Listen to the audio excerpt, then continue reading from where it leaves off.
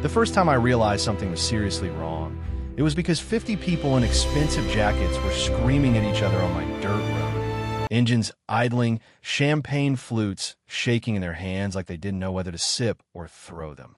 And right there at the end of the road, where my grandfather poured concrete with his bare hands in 1954, there was my new steel gate. Locked, silent, unmoving. That's when I knew this was going to get ugly.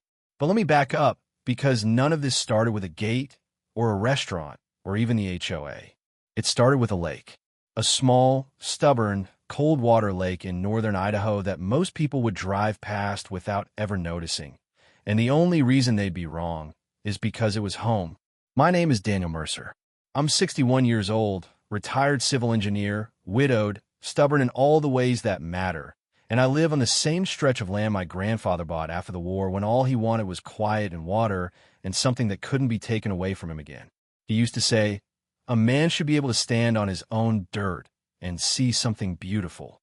So he bought 40 acres and a half-mile of shoreline and built a small wooden dock, then a proper concrete ramp so the neighbors could launch their boats without tearing up the bank. No charge, no fuss, just community. That ramp was never about money. It was about belonging.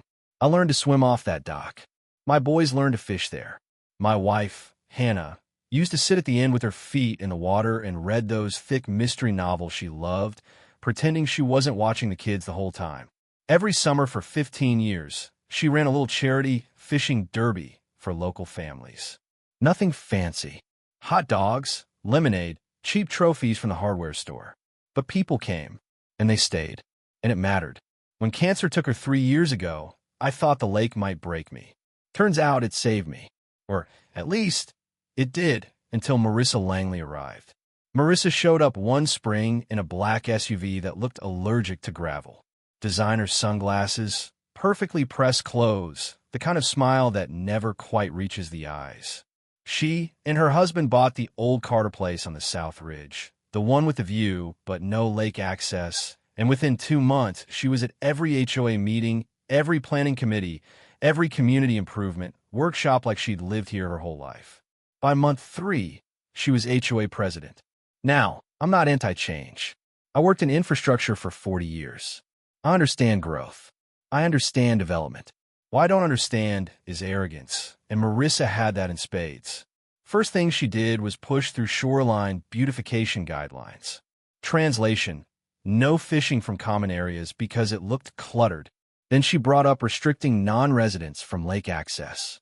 Then she started talking about elevating the community experience. That's when I should have paid closer attention. One Tuesday night, she walked into the community hall with a projector and a grin and said, I have an exciting vision for our lake. I still remember the way the room went quiet, like the air changed. She clicked the remote, and up came photos of floating restaurants, glass railings, candlelit tables on water, all from high-end developments back east. We're underutilizing a premium natural asset, she said, like she was pitching investors. Imagine an upscale dining destination, valet boat service, exclusive experiences, a place that puts us on the map. Someone behind me whispered, Lord help us. I raised my hand and said, Marissa, that sounds ambitious. But you do realize the only functional boat ramp is on my property. She smiled at me like you smile at a child who just said something adorable but inconvenient. Daniel, she said, sometimes progress requires flexibility.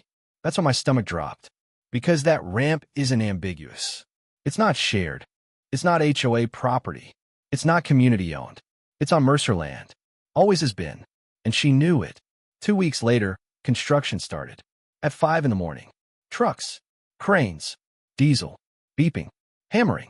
The lake, my lake, woke up sounding like a war zone. I stood on my porch in my bathrobe holding cold coffee, watching men in hard hats march around like they were building a casino, and I knew she wasn't asking anymore. By Wednesday, there were floating sections being bolted together offshore. By Friday, there were yellow markers in the water claiming restricted zones. By the following Monday, I saw the first sign go up. Future home of the Driftwood Lakeside Dining Experience. I drove down to the site and asked one of the contractors who hired them. He shrugged. Some company out of Spokane. Langley Group something. Of course. I went to the county office. No environmental permits. No commercial waterway approvals. Nothing. I filed a complaint. Quietly. Politely. Thought maybe this could be handled like adults. 2 days later, an inspector showed up. 3 hours after that, the site was shut down. And 3 hours after that, Marissa Langley was on my porch. I can still see her standing there, heels sinking into the dirt, jaw tight, eyes sharp. "You think you're clever," she said. I took a sip of coffee. "I think you're trespassing." She leaned in. "This project is happening, with or without your cooperation." I smiled, not because it was funny, but because I suddenly understood something about her. This wasn't about the lake. This was about control. And she was not used to hearing no. What I didn't know yet, what I couldn't have known, was just how far she was willing to go, and how much she'd already gambled on a dream that wasn't hers to build. And I definitely didn't know that in a few short weeks, that quiet little ramp my grandfather poured in 1954 was going to become the most expensive obstacle in her life. Because when you build on someone else's foundation, eventually the ground moves. And when it doesn't ask permission. If there's one thing retirement gives you, it's time. And if there's one thing grief gives you, it's patience you never asked for. Combine the two, and you get a man who will sit at a courthouse computer for 6 hours straight without blinking. Marissa shut down the construction site, but she didn't slow down. If anything, she got sharper, more polished, like a predator that just realized the prey might bite back. Within a week, I had 2 official letters in my mailbox. One from the HOA attorney claiming the ramp had been maintained by the community for decades. Another suggesting that restricting access could be considered hostile interference with community development. Fancy words. Thin paper. I walked the shoreline that evening, hands in my pockets, boots crunching gravel that had known my family longer than she'd known the zip code. And I noticed something that didn't sit right. Fresh footprints. Not work boots. Not fishermen. Expensive hiking boots. Someone had been near the old survey markers. That's when I called Pete Alvarez, a land surveyor I'd worked with years ago. Good man. Quiet. Thorough. He came out 2 days later with his equipment, ran the lines, checked the coordinates, and didn't even hesitate. "Dan," he said, wiping sweat from his forehead, "that ramp is dead center on your property. Not even close." I nodded, relief mixed with something darker. "In the water?" He looked out at the floating structure. "That's the interesting part. Turns out my grandfather's deed included riparian rights extending 40 feet into the lake bed." Meaning the bottom of that lake? Mine. Marissa's shiny little restaurant platform wasn't just using my access. It was sitting on my land, underwater, but legally as real as the dirt under my boots. I laughed, out loud, right there on the dock. A slow, tired laugh that surprised me, because suddenly everything made sense. Her confidence, her aggression, her urgency. She wasn't building a business. She was building a lifeline. That night, I did what engineers do. I researched public records, business filings, loan documents, LLC registrations. It didn't take long. Marissa Langley's company, Langley Waterfront Ventures, had taken out a $380,000 commercial loan, secured not against her house, not against her husband's firm, but against HOA common property, the pool, the clubhouse, the tennis courts, the walking trails.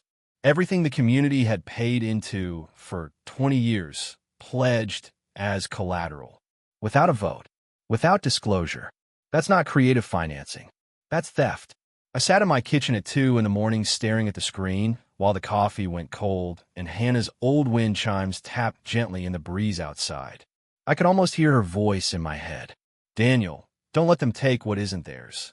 By the next morning, I wasn't angry. I was focused. Marissa escalated first.